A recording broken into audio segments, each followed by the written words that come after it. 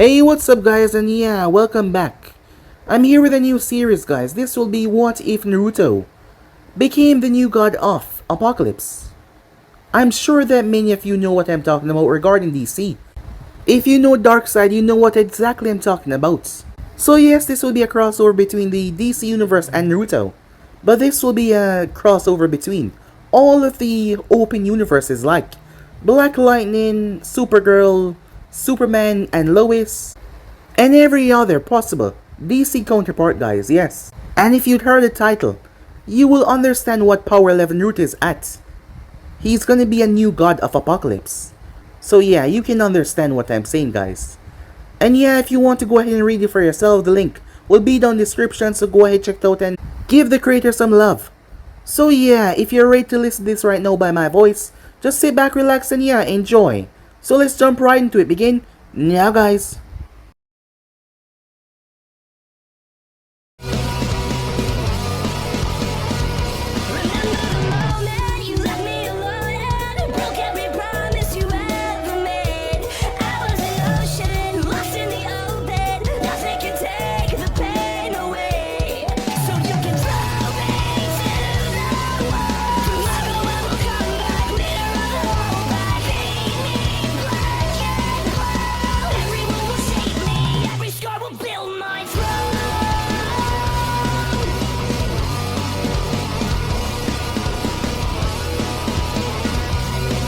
Hello, Father. I must say, I did not expect you to come to visit me so openly. You're usually far more discreet. This is very reckless of you, said Naruto in a casual tone. Naruto was a 20-year-old who was wearing a rather expensive navy blue suit with black shoes, red tie. He had blonde hair and ocean blue eyes. He also had what appeared to be fox-like whisker marks on his face, as he was rather tall, standing at 6 feet 4 inches in height. If that is your first concern for not seeing your father after so many years, then I am a better teacher than a father. The voice came from none other than Slade Wilson. Besides, I have friends in high places. Someone who happened to be a homo magi owe me a favor. You are the only one that can see me for who I really am, because of your abilities. Everyone else sees an unassuming nerd. The spell will last for 12 hours, said Slade. He had short silver hair and an eye patch over his right eye. He was wearing a maroon jersey along with black pants and black shoes. He was wearing a blue tie with a neatly trimmed white beard as he spoke in an Australian accent, always meticulous and vigilant indeed, as expected from the most dangerous assassin in the world. The fact that I'm known as the most dangerous assassin, it means that I'm sloppy. If I truly was the most dangerous, then no one would be aware of my existence, Slade retorted back. Nonsense. If no one knew about you, then you would not get any clients. People only know about you because you wanted them to. And you're only known in a very small circle of people anyway. Naruto countered rather swiftly. You always were able to see through me, Nathaniel, said Slade, as that caused Naruto to pause a bit. His carefree attitude changed completely, as he knew that something big was going on because his father only called him by that name when shit hit the fan. The name Nathaniel was a name that his biological mother, who happened to be a new god, had given to him. However, she had given him to his father to raise, and went back to her home planet, Apokolips, in order to hide and protect him from her master and ruler, because she feared the intense potential that Nathaniel possessed would surpass the Dark Lord, and that the Dark Lord would immediately pick up on that, and would have the boy assassinated before he could reach his full potential. Slade of course had been in love with another woman, and had plans to marry her, bringing in a love child in the relationship with, of destroyed it beyond repair, and Slade could not. He could not have that. So he had taken Nathaniel to his close friends, Minato Namikaze and his wife Kushina Uzumaki, to be raised a part of the Uzumaki ninja family, while he carried on with his life. However, the agreement was, from age 15 onwards, Naruto would go on missions with Slade to gain experience in combat, and it would also allow them to meet and bond with one another.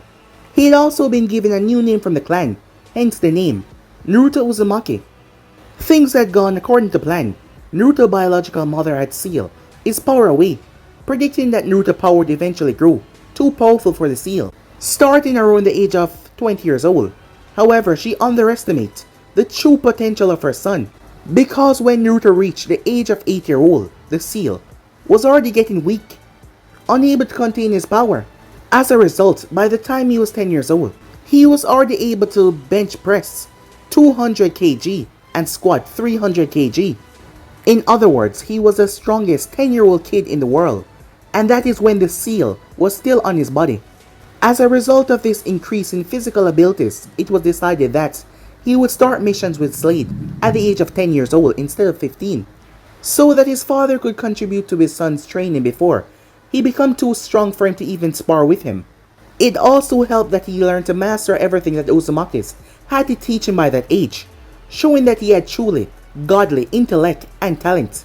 So for the next 5 years, Naruto frequently leave the Uzumaki compound and go on training trips with his father, as they had a 100% mission successful rate. So by the time Naruto became 15 years old, he was already a war veteran, and he was able to lift 20 tons of weight, and that was with the seal still on his body. Yes, it was weakened, but it was still on him, suppressing his power. He was essentially a super being with the power to throw it down with the best of the best. However, that did not do much to protect his clan. They were wiped out when him and Slade was on a mission.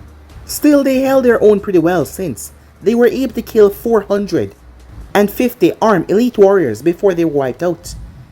A great feat considering that there was only 20 Uzumakis in total, and not all of them were adults. It was not hard to figure out who did it. The uniforms of the dead soldiers were a dead giveaway, no pun intended. It was Hive, Slade's old enemies.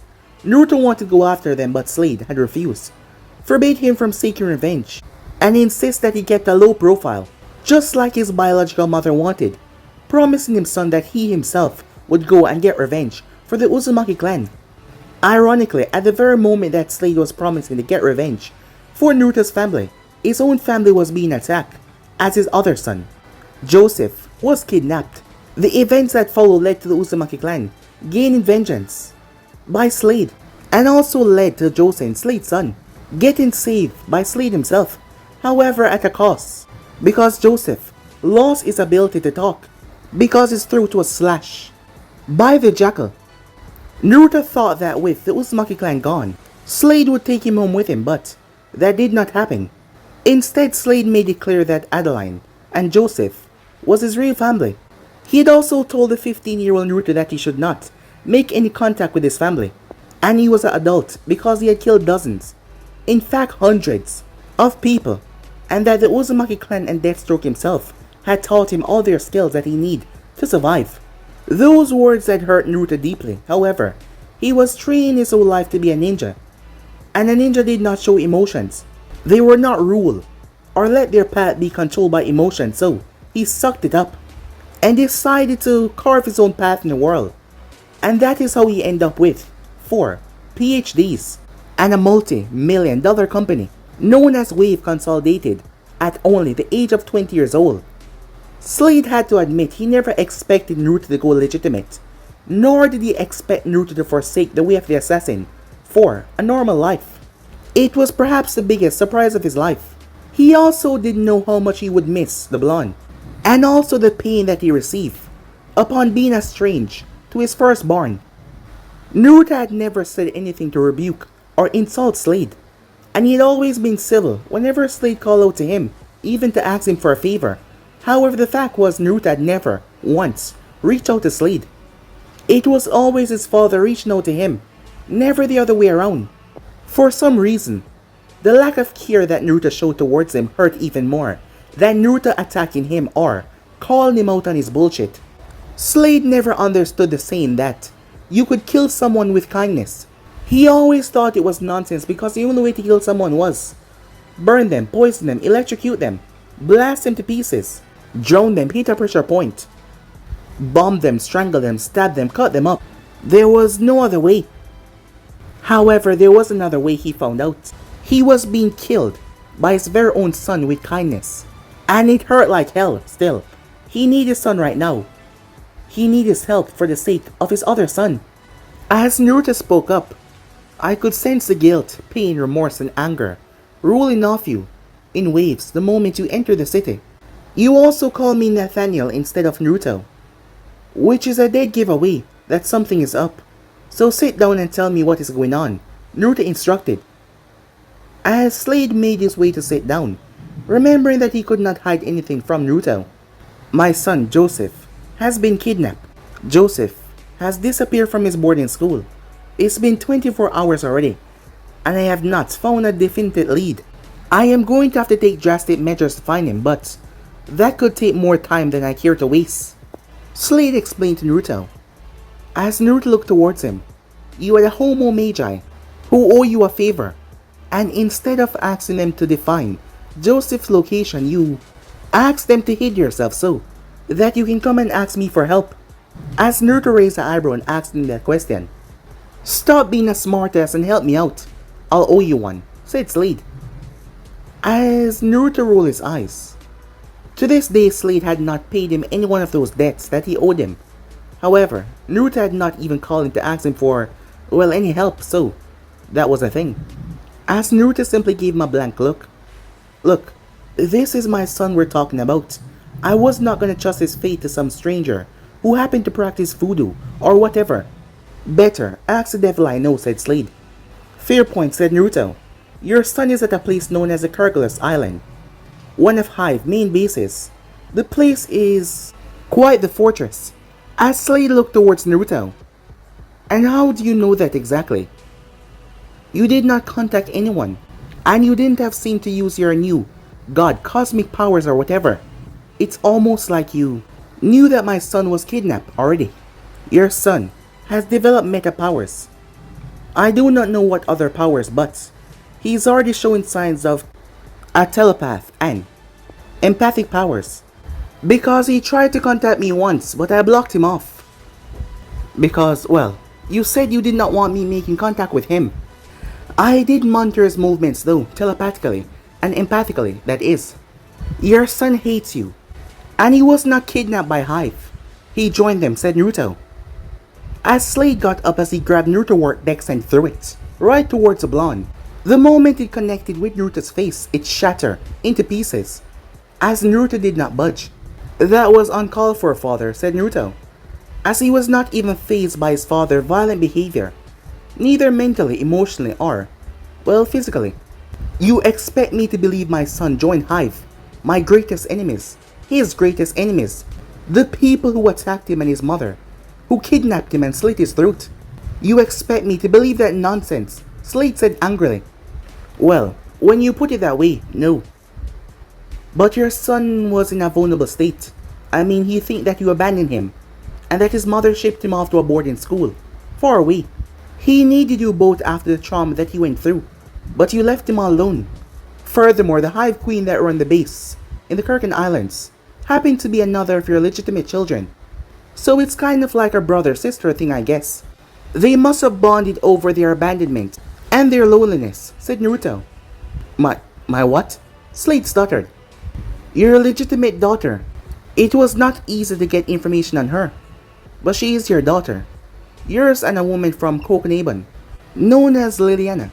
Her mother name was Rose Wilson. Her powers are similar to yours. Super strength, enhanced agility, speed, regeneration, advanced brain function, intelligent, etc., said Naruto. Liliana, I have not seen her in a long time. I never knew she was pregnant, Slade said. She's dead now. She died quite some time ago actually, when Rose was quite young. Rose was on the street for a while, but she quickly realized she had physical abilities, and she started to use them in the underground fighting arena. That is when the Jackal found her and recruited her. He probably knew about her long before then though. He couldn't just have randomly found her like that. He must have been monitoring her. Granted, he must have been monitoring you. That is how he knew about Rose and her mother, said Naruto. Wait, the Jackal is alive? Slade said in shock. This is all crazy. Where does the Jackal obsession with me even come from? Why won't he die, said Slade, frustration in his tone. You know, said Naruto, in a calm tone, you should try using a condom more often.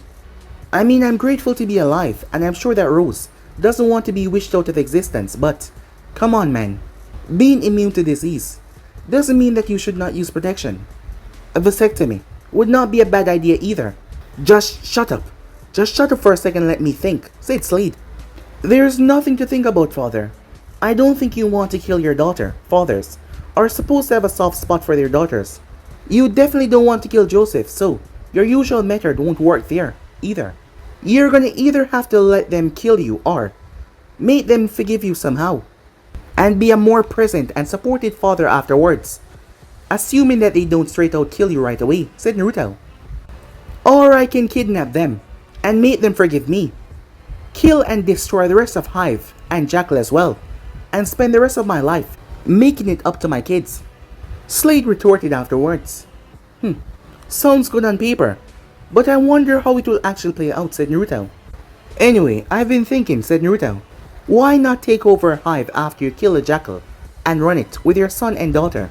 You once told me that my mother said the Earth would need me and a powerful army in order to fend off Apokolips if Darkseid found out about me, or if he just decided to just come and conquer Earth. Hive could be the start of building that army, and you could use it to further your mission of getting paid while making the world a better place, while assassinating the metaphorical pests that are destroying the metaphorical greenhouse. That could be a good idea. But Adeline, she would never forgive me for bringing Joseph into my world, and I'm not sure if I could ever forgive myself, Slade said. Joseph has already brought himself into that world by his own will. Nevertheless, you can give him the option of continuing with a normal life. However, I doubt that he will accept. There really is no going back now. Naruto retorted. What about you? You were able to build a normal life for yourself. Joseph can do the same as well, said Slade. Really? You think I'm living a normal life?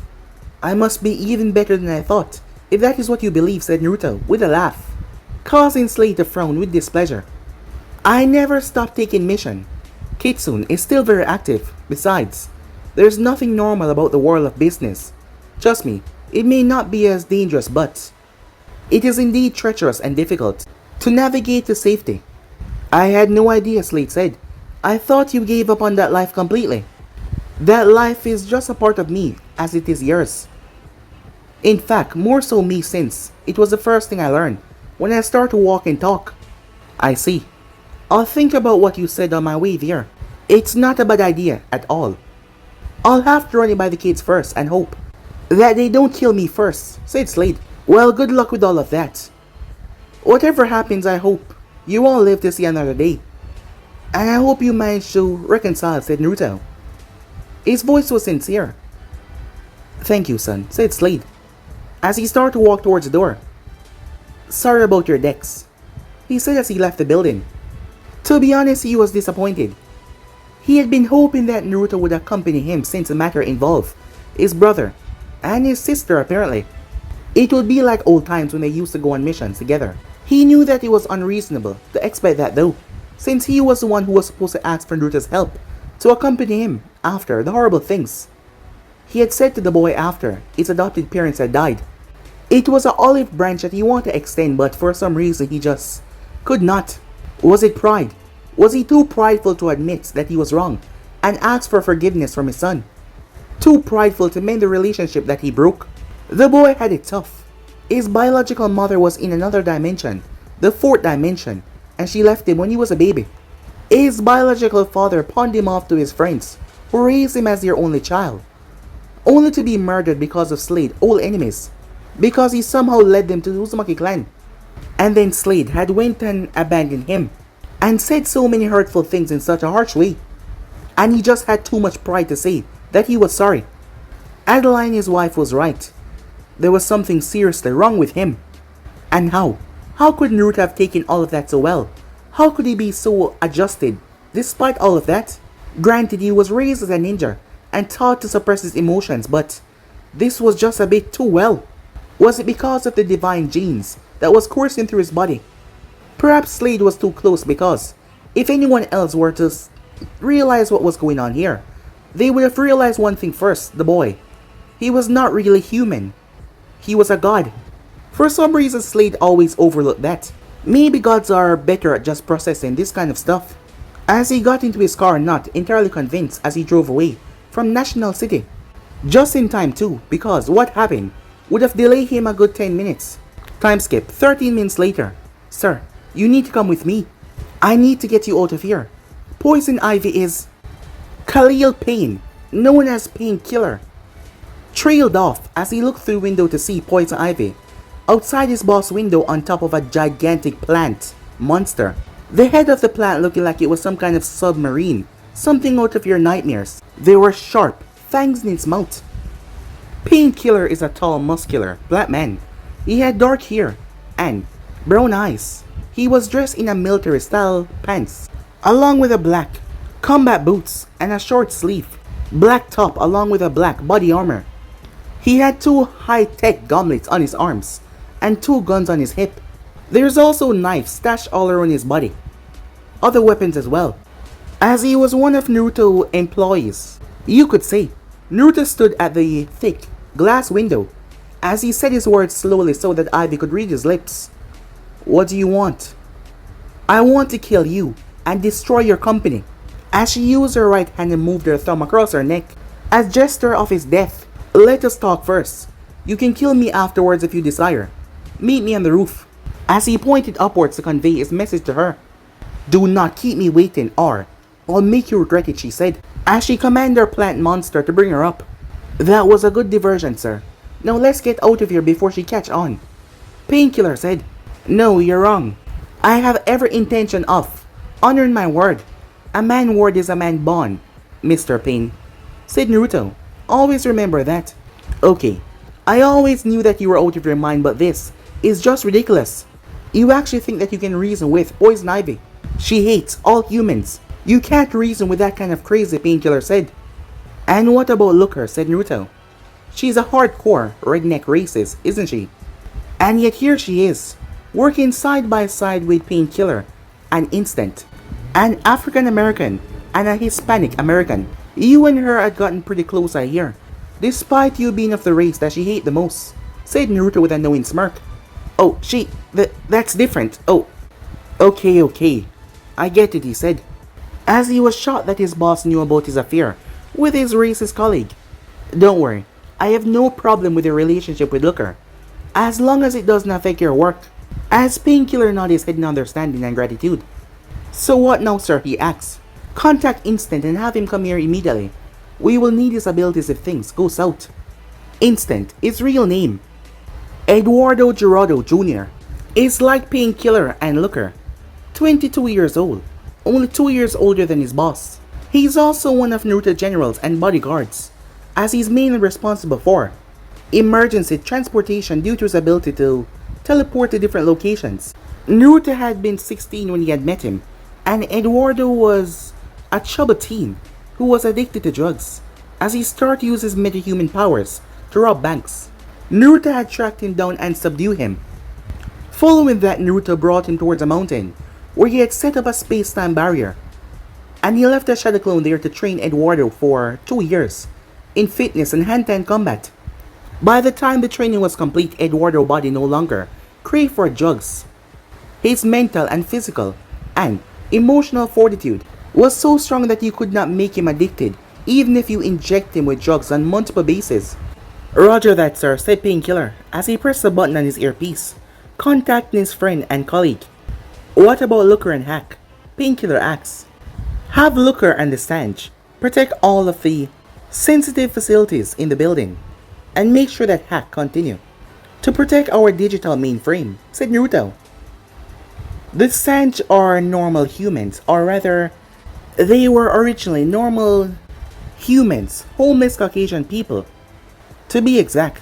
However, they now have powers like super speed and super strength, thanks to the powers that Looker possess.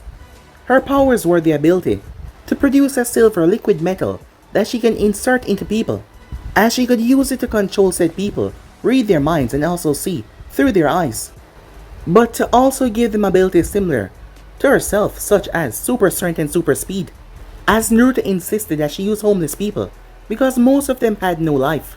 That didn't mean he did not value their human rights, because on the contrary, he did.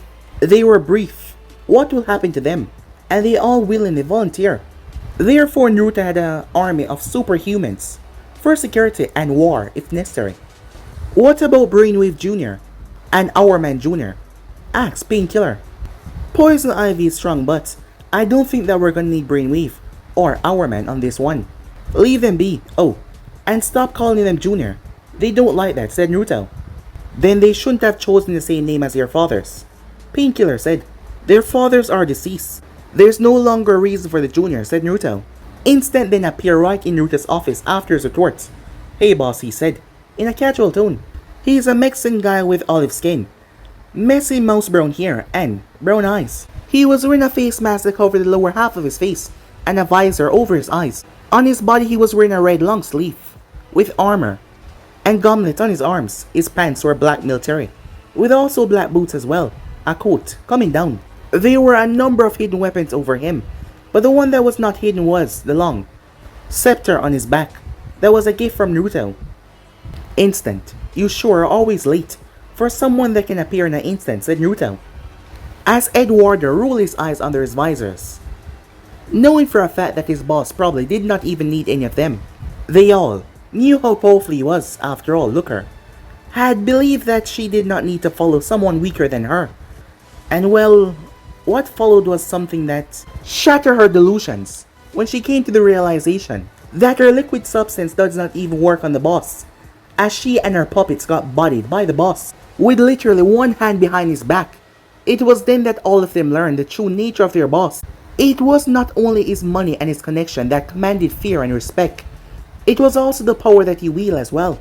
He had explained to them for the first time who he really was, that his other name was Nathaniel Wilson, as he was a son of Deathstroke, the Terminator, and Gelatina, an actual goddess from Apokolips, who was a member of the elite warrior group known as the Furious. It all made sense after they heard that. No wonder why he was so strong. No wonder why he had such a commanding presence. To think that this normal, scientific genius was actually an all-powerful god. Well, Eduardo already knew that the boss was dangerous, even without knowing that he was a god. The hellish training that his boss had made him endure was a proof of that. But even he was shocked to learn that his boss was an actual god. That was just crazy. He was supposed to be a Christian. His mother would turn in her grave if she knew that he was serving the will of another god. Sorry boss, it won't happen again, he said. Whatever, just take us to the roof before she gets pissed off and do something worse than what she's doing right now, said Naruto. Time skip on the roof. You made me wait. Are you trying to stall me? You think that if you stall me enough that Superman can come in and perhaps save the day? Let me shatter that bubble quickly. I gave Superman a lot of distraction so I could take my time with you. So don't screw with me, Naruto. Not today or ever, Poison Ivy said in a dangerous tone. The green-skinned red-haired individual in human form, she did not look pleased. Left hand on her hip and right hand, ready to take action at any moment notice. As she was standing on top of the monster plant head, as she was dressed in a green dress. The monster was salivating, perhaps because of the 3 tasty meals in front of it. The building had all the exits cut off, as it was blocked by gigantic vines. She was holding the building and the people inside as her hostage as it wrapped around the building. It could squeeze and crush it at her command. I see. So you have more of these gigantic vines attacking other buildings within the city, which means that this one is the last one that you attack. You're however overlooking one thing. Superman has super hearing. He can hear everything happening across the world at once. He's probably listening to our conversation as we speak. As Naruto unfolded the camp chair that he brought with him and sat down, as Ivy Confidence took a knock. As it was not public knowledge about Superman having such insane hearing, how did this nerd knew about that, she thought. Now I'm sure that you want to kill me, but I'm sure that you notice the impossibility of that seeing that we arrive by an instant teleportation. We can be on the other side of the world in a heartbeat, said Naruto. I did notice that, but are you willing to abandon your life work and all the employees that are trapped inside? If you are, I wonder how the rest of the world will react to that. How will the families of those employees react? Will they turn into villains for the sake of revenge and hunt you down? How will your clients and suppliers react? Would they be willing to do business with someone that would be so easy to betray his employees and clients? And I'm sure that your products would all plummet after that. Tell me, does that sound like a desirable outcome? She asks. Not at all, he said, which is why I want to know why you're out to get me. I don't remember doing anything to you, and if I did, I'm sure it's something that can be resolved peacefully. So please tell me, what is bothering you so much? We're here because you're a piece of shit pretender, acting like you're pro-clean energy and that you're an eco-activist when you're not. She said angrily. What? How am I not pro-clean energy? My entire company is built on the product of clean energy technology. As for being an eco-activist, I never pretended to be one. All I did was build the best technology in the world that so happened to not release any harmful toxins, said Naruto. That's precisely the problem. It's not enough. You're the richest and the most famous person in the world who comes with a heavy amount of influence. You can literally decide who will become the president of this country by endorsing and financing the campaign of anyone that you want. You can similarly influence the business sector and get everyone on board with your clean energy initiative. But you don't. Instead, you're only interested in profiting off the market gap that you exploit, she said. So basically you're here to force me to becoming an eco-activist, said Naruto. Or kill you and your entire employees if you vanish away, she said. I think you're leaving out one other option. The one that we kill you instead, said Painkiller. I dare you to try, Ivy said. You're angry, and while you're rather intelligent, you're not thinking rationally right now. My man Instant here can kill you within an instant, and you would not know what happened until you're in the afterlife. And even if your plans were fast enough to react, my man here Painkiller is immune to all toxin and poison, and skill enough and fast enough to evade all the distance between us, and reach you on time to end your life.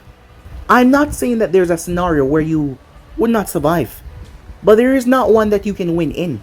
Then you should know that my will extend beyond my grave. Even if I die, my plans will execute my order and destroy this building and everyone in it. In that case, I offer you the position of PA and bodyguard, said Naruto. What? Said Ivy. I'm offering you a job, said Naruto. Think about it, as my PA and bodyguard, I would be completely vulnerable to you. You could kill me anytime you want should you have that desire in the future. Meanwhile, you will have complete access to me, and you'll be able to watch my every move, and criticize and advise whenever you feel you must. You can help me to do what you want, and what you expect of me, and maybe in time I can tell you what my real plan is. Naruto proposed to her. Let me get this straight. I attack you, and threaten to destroy this place and kill you and your people. And your response is to offer me a job. Poison Ivy asks, unable to really get over what he was saying. Of all the outcomes she expects from this encounter, this is not one of them. I would offer you a more prominent position such as the head of R, but the department is already taken. I would have to demote or fire someone to give you that position, but that would not be fair. Especially since the person holding position right now is so good. Besides, I'm not sure the employees would be so comfortable with working with a supervillain. You're out of your mind, Ivy said. Yeah, I agree with her. What the hell, man? Instant asked as he looked toward his boss.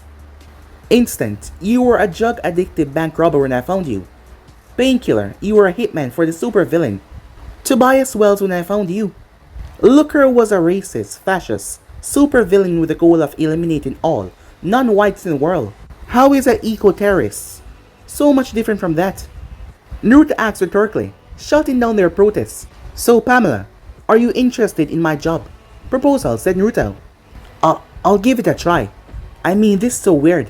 I came here to destroy you now. I'm going to work for you. Harley is gonna go nuts when she hears about this. She's gonna think I'm a coward. Poison Ivy thought out loud. Harley, as in Harley Quinn, of course. They are known associates. How close are they? Poison Ivy is crazy, but she's manageable crazy. Harley Quinn, on the other hand, is not someone I'm interested in to ever meet or have anything to do with her. Naruto thought to himself, this is a difficult decision. It would mean I have to leave Gotham. I've never left Gotham, nor have I ever wanted to. I'll have to make new friends and find a new place to live, basically uproot my entire life. Pamela said as they wonder How did she have friends in the first place when she hated humans? Think about it. I'll give you 7 days to consider it, upon which, if you accept the job, you'll have another 7 days to get your affairs in order. I'll expect you to start work in 15 days from now. I expect great things from you, Pamela, together. We can change the whole world as it is now, said Naruto. You're an interesting person. Far different from what I expected, she said with intrigue. Wish I could say I get that a lot, but I don't. Nevertheless, as Naruto glanced towards the side as Supergirl appeared, with a sonic boom to mark her arrival. Oh shit, I gotta get out, wait, said Naruto.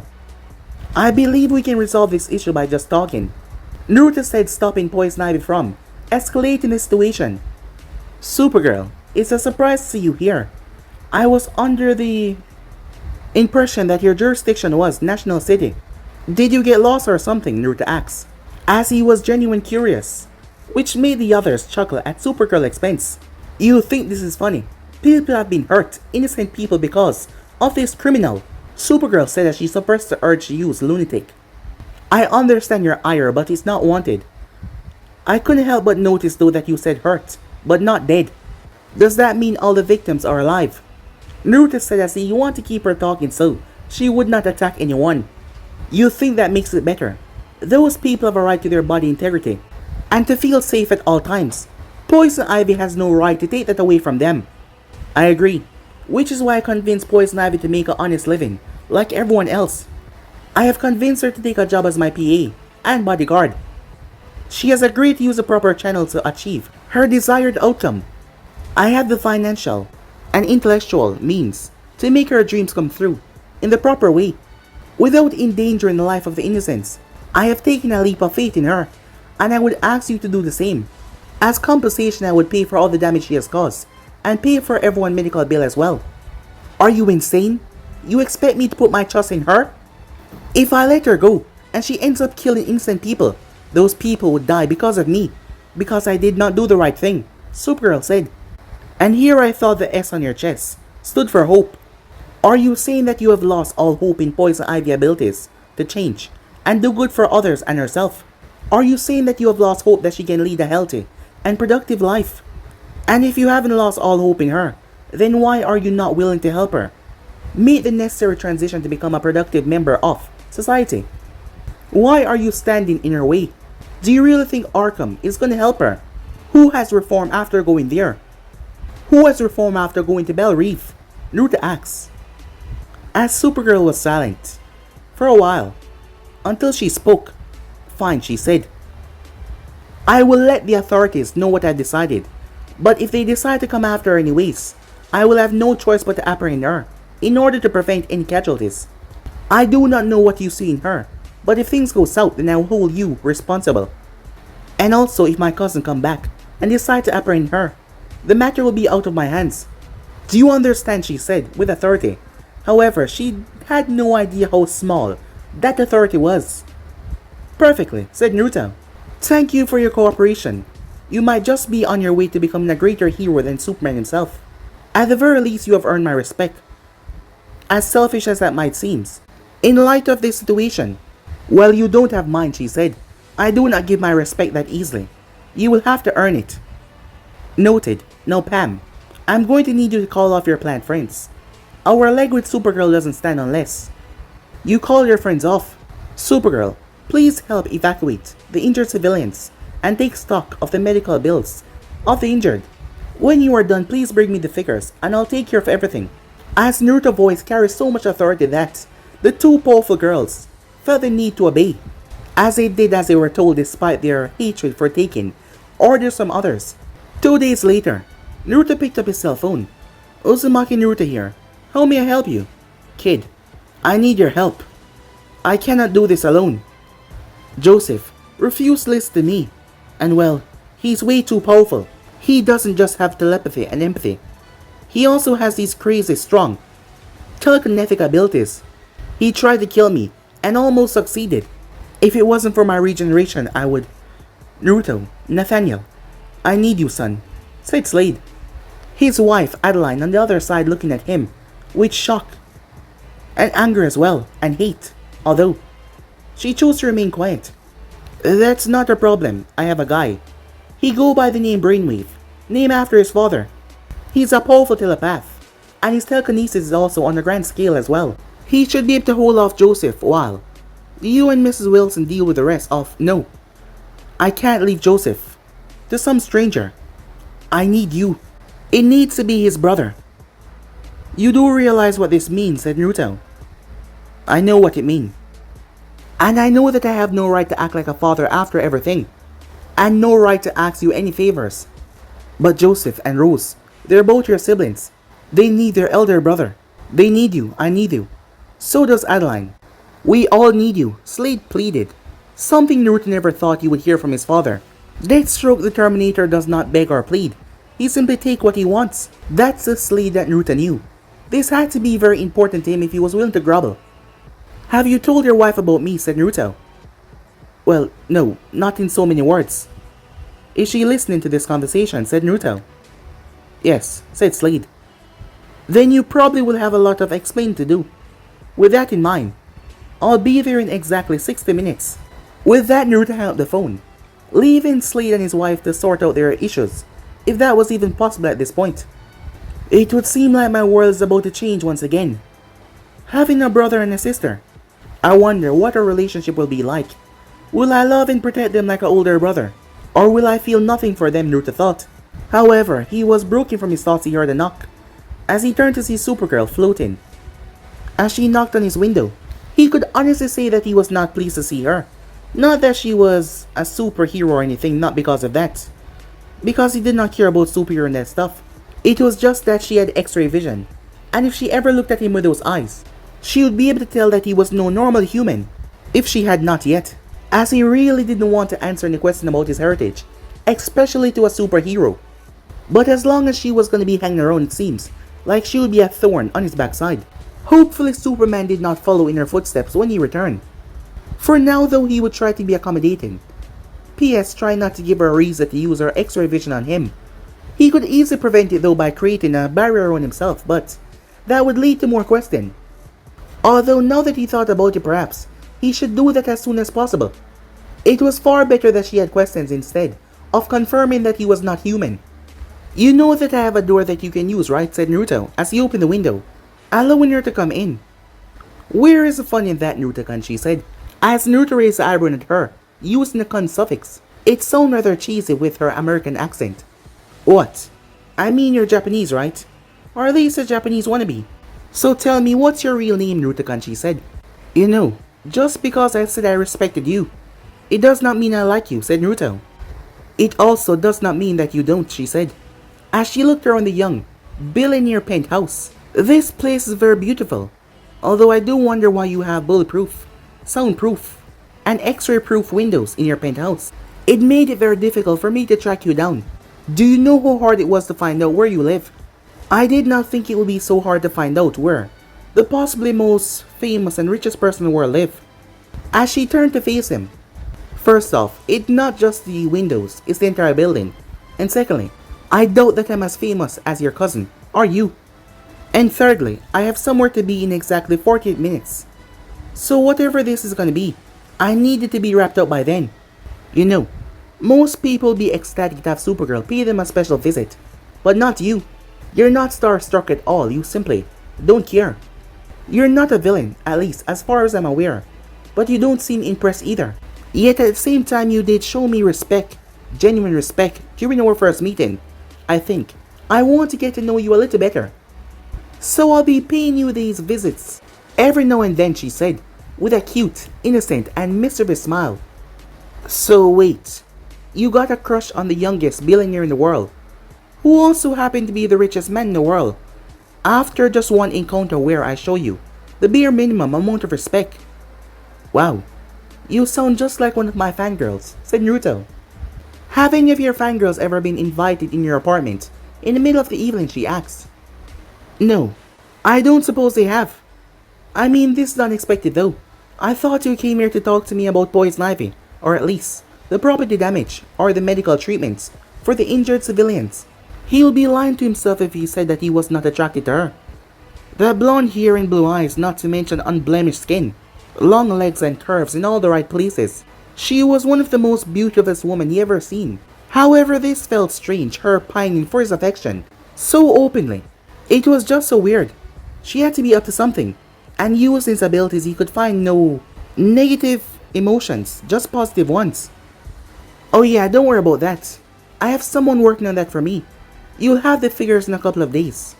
As she was referring to her sister, Alex Danvers. As Naruto pretended like he did not know already. As Naruto knew if she found out how much he knew about her, she would try to dig up information on him. It was just natural that people would try to do something like that. So you just came here to tell me that. Good. You can get out now, said Naruto. There must be some sort of villain out there, ready for you to spoil their evening. Fortunate for me, Superman came back this afternoon, and I have someone in National City covering for me, so I thought I might spend the afternoon with you. Isn't that so excited, she asks. You know, I do not know you very well. But are you sure that you're not high or something? This does not fit your character, said Naruto. No. I can't get high or drunk, unfortunately. At least not from art beverages. There might be some liquor out there in some other universe that can possibly get me drunk. But it would probably kill a normal human being. Fair enough. I was about to offer you some wine, but I see. There's no point, said Naruto. Wine? Why, Naruto-kun, she said. I know that you're young, but you don't need to get me drunk for me to lay with you. In case you haven't noticed, I want to lay with you. When the time is right, of course. You'll have to earn my trust first, and I know that you take me seriously. As she walked straight over towards him, in a rather suggestive way. Once she was close enough, she pulled him down by his tie before she placed a kiss on his lips. Just a little sample of what is to come. If you play your cards right, she whispered in his ear, before she pushed him away. What kind of gold digger? Play hard to get. Shouldn't you be trying to get me under your control as soon as possible, Naruto said. Caused Naruto to laugh at his response. Oh, Naruto-kun, she said. I don't care about money. I don't even get paid for what I do. I risk my life for free. What makes you think I want your money, she said. As Naruto gave her a blank look. Tell you what, if it ever get that far, I'll sign a prenup, she said. As Naruto's face still was blank. How old are you anyway? Naruto asked finally, after looking at her. He knew that her alter ego, Kara Danvers, was 24 years old. But that just could be a fake human age. For all he knew, she was probably over 200 years old. Age is nothing more than a number, Naruto-kun. And if you really want to know, I'm 24. And you're 20, so there's nothing wrong with that, she said. Fair point, but the interest in me. I thought that you developed that after just 2 days. Truth be told, I've been fascinated about you ever since I heard about you. I read every and all news I found about you, and I always love to hear your quotes. I see you as a hero who fight the battles that we cannot fight as superheroes. By that I mean the battles that are fought in courtrooms and boardrooms. Supermen inspire me to be a hero, but you inspire me to stay a hero and seek all knowledge and wisdom that can help me become a better hero, she said. You have no idea how happy I was to find out that my impression of you was an understatement, that you're even a more greater person than I could imagine. I mean, the way you helped Poison Ivy the other day, the way you handled the whole situation. I think I knew that since then I wanted you. And I wanted to make you mine. I understand that you do not have to accept my advances, but you should know, I also do not give up that easily. It seems like you're not gonna leave anytime soon, said Naruto, so we might as well order and dine together. Right after I use the bathroom. I'll be back in a minute, said Naruto. As he walked past, she eyed him up and down, as Naruto pretended like he did not notice. Once he was out of sight, she squealed, rather happily. She realized that his response was something that most people would not expect to be good, but she was more observant than most people. He did not ridicule her for expressing her deepest desires, and he also did not try to get her to leave. Instead, he was offering her dinner with Naruto. I cannot tell if she's a total slut, or if she just have it really bad for me. Naruto thought to himself with a mental sigh. Well, time, reveal all truths. I guess I'll just have to ride it out and see what happens. I'll have to leave a clone behind though. All of his rooms are X-ray proof, so she would not know that he replaced himself. Time skip, 40 minutes later. What the? Slade! Adeline said as she pulled out her 9mm and aimed it towards the individual that just appeared out of nowhere. He was no longer in his office clothing or his normal clothing. He was in his kid's own uniform. His outfit was similar to Deathstroke outfit. Instead, the orange on Deathstroke outfit was red on this guy. And his mask was different. It was black in color, with a fox-like demon on the face of the mask. Its eyes were also glowing red instead of Deathstroke white. On his back was a gigantic blade. It looked like he was imbued with some futuristic technology, having a mother box in face, embedded in it as well. Even the handle looked like it was some kind of weapon, by itself. At ease, Mrs. Wilson. It is I, Nathaniel Wilson. But you probably know me better as Naruto Uzumaki. His voice was much deeper, as it was not what she expected from the richest, youngest billionaire in the world. Are you using a voice modulator?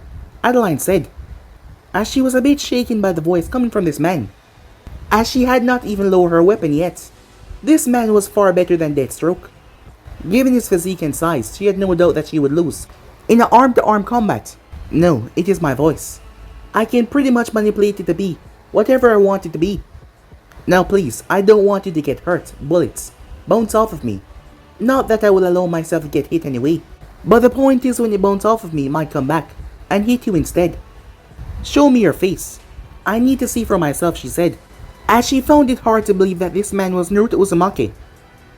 Thankfully though, Slade walked in with wintergreen. Addy, he said, stop. That's my son Nathaniel, remember? I told you about him. He came in here by some kind of spiraling portal. I think it came from his eyes and his voice. You didn't tell me that he was so... Oh, for Pete's sake, Adeline. I told you that he was a god, didn't I? What did you expect? Of course he has powers. Our son Joseph has powers. So of course my other son, who is a literal god, has powers as well, Slade said, in an exhausted tone. You don't have to be such a prick about it. How was I supposed to believe you, after all the lies you told me over the past couple of years? I thought it was just another of your crazy lies, she said to him. Okay, I deserve that.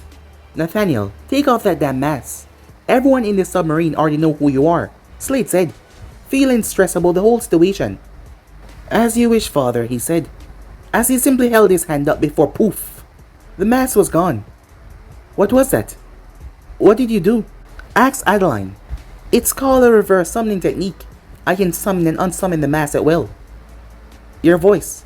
It's normal now, Adeline said in shock. Oh, for Pete's sake, Adeline, he's a god. Get used to it. If we're gonna be successful without any of us getting hurt, especially you, you're gonna have to get used to seeing him, and Joseph for that matter, doing unbelievable things. As she simply sent him a hard glare, as Slade averted his eyes away from her glare. Negative, father, said Naruto, speaking up. I am going in there alone. My sister and brother already hate the both of you, especially you, father. If they can see that I'm in a situation that's just as bad, and I was able to overcome it without turning into a villain or hurting you, then you might open your minds and heart to an alternative solution to their problems. So you're just gonna talk them to death. I already tried that, and it did not work out. I will talk to them after I capture and subdue their entire army, said Naruto. People tend to not listen to people who they see beneath them. After capturing and subduing their entire army, it will make them listen to me, said Naruto, as Adeline raised her eyebrow. She wondered, just how powerful was he? He was a god, but to what extent? As she was curious to what he could do. As his face looked rather nonchalant and calm despite saying that he was going to go up against a massive army, and he didn't want any of their help. Well, she will have to see this for herself. But guys, be and subscribe right here. If you want to see the next person do, like, subscribe, comment down below, and turn on that bell notification as they posted, and yeah. Don't forget to go ahead and check out the other series. Yeah, without further ado, let's jump right into it. Begin now, guys. What am I saying? Let's get the hell out of here. See you guys soon. Peace.